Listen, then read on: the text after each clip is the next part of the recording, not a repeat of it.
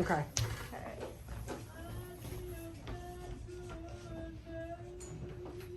So Megan's doing 3 pounds for a hump.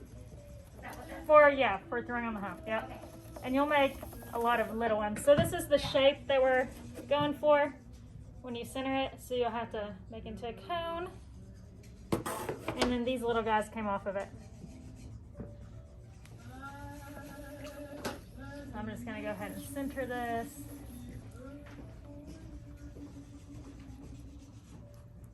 And so see how much smoother it is? Because it's like already almost centered.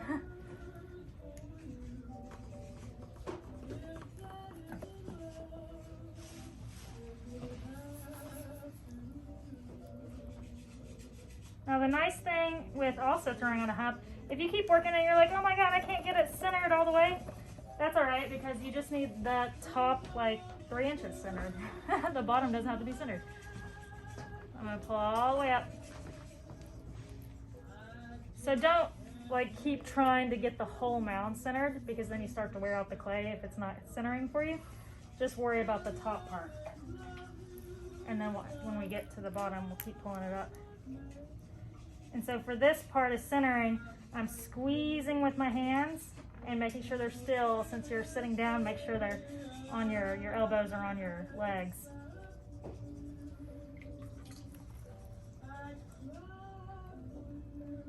And then with tiny forms, make sure you clean off your hands. Don't want to work with all the clay on your hands.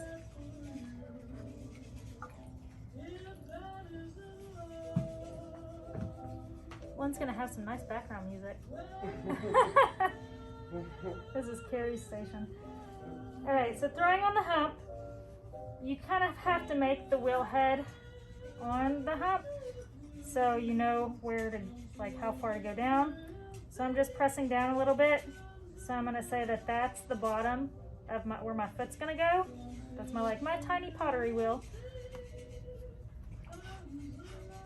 And so now I'm gonna press down.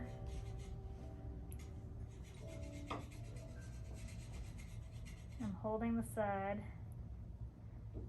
coming up. So I'm determining, the needle tool trick will not work for this. So you have to like, kind of just see where the bottom of your pot's gonna be based on the little pottery wheel head that you made. And so I still have that cone shape where I have my finger. Now I'm gonna pull out. I'm holding the side just to give me leverage so I don't get it off center. Putting in some water. So now for my bottom, I don't want it to go over my little pottery wheel head, because otherwise it's going to start to slump. I am still compressing into the middle, like when we throw a normal pot. If you're welcome to walk over here and see what the inside looks like. So I have a little bowl curve. Now I'm going to throw on the walls.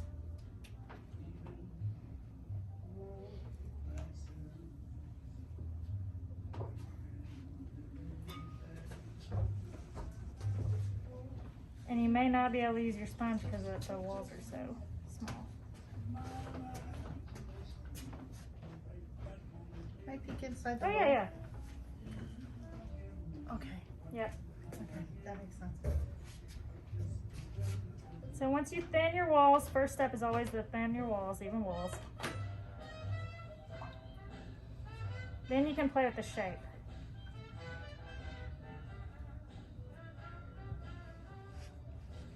And so you can still do all the other techniques that you would do with the small forms that we did last week, like collaring them. Play at the rim.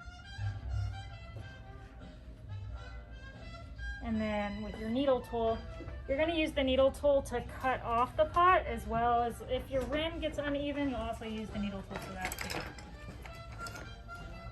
So again, with the rim, your fingers are on the inside, gliding. Use the needle tool on the outside. Press all the way in until you feel it. Go 360 so that you can cut it off.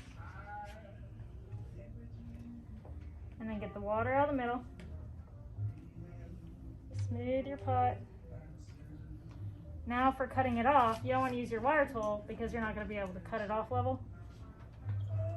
So I'm going to go ahead and make my foot.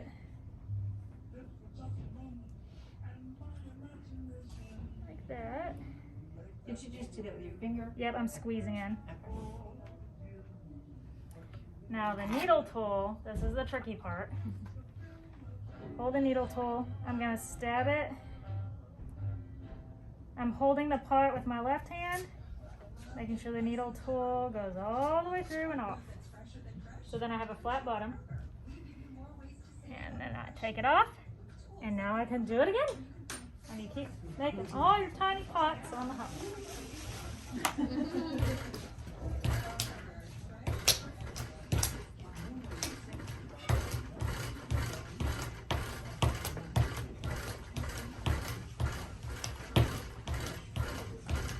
And then Susie, will you send that video to me too?